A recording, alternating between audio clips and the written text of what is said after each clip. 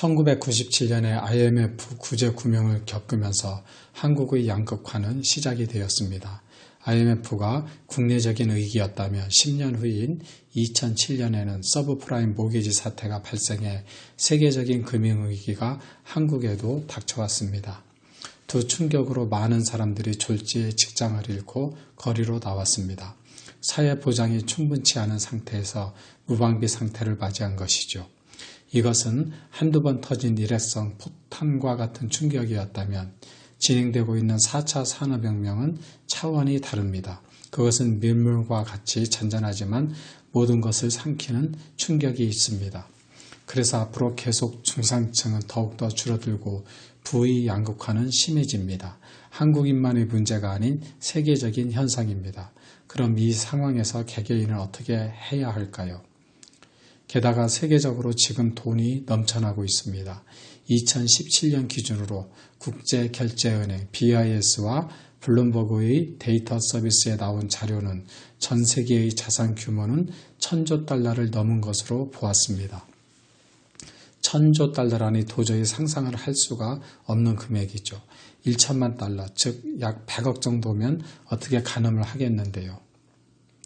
그래서 세계 총 생산량을 기준으로 비교해보면 총 생산량의 13배 정도의 그 금액의 돈이 넘쳐 정처 없이 떠돌고 있습니다. 즉 실물의 13배를 뻥튀기하고 있는 것이죠.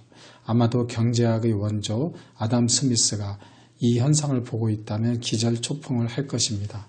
실물이 모든 가치의 원천이기 때문에 그렇습니다.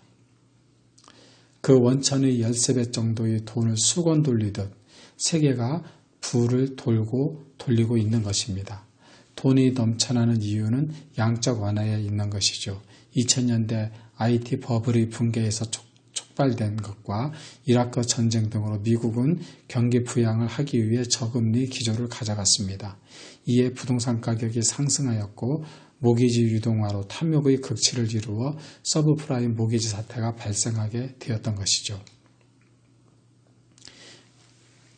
미국의 금융기관들은 구제금융을 받아야 했습니다. 한국의 IMF 때에도 국내 은행들이 구제금융을 받은 것과 같습니다. 이에 대한 피해는 고스란히 국민들이 지게 되는 것이죠. 그리고 세계인의 묵이 되는 것입니다.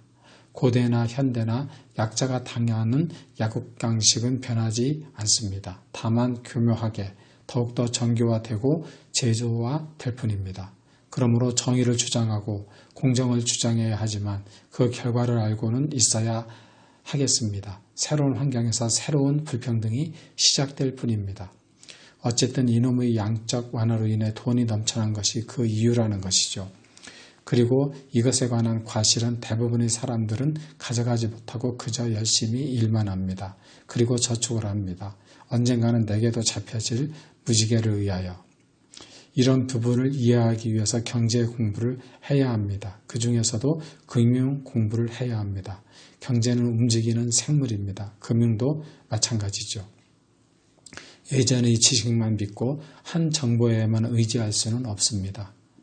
한때 은행에서 채권 투자를 담당했었지만 매일 변화하는 금융환경에 적응을 하려 공부를 하려 합니다. 그냥 단순히 자료만 읽어서는 체득화가 안 되기에 공부한 내용을 정리를 하려 이 글을 쓰고 또 녹화를 하고 있습니다.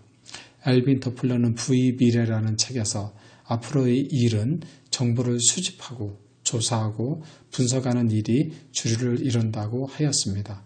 그런 일을 하기 싫어도 살기 위해 해야 한다는 것이죠. 그래서 금융을 공부해야겠습니다. 지식을 쌓아야겠습니다. 감사합니다.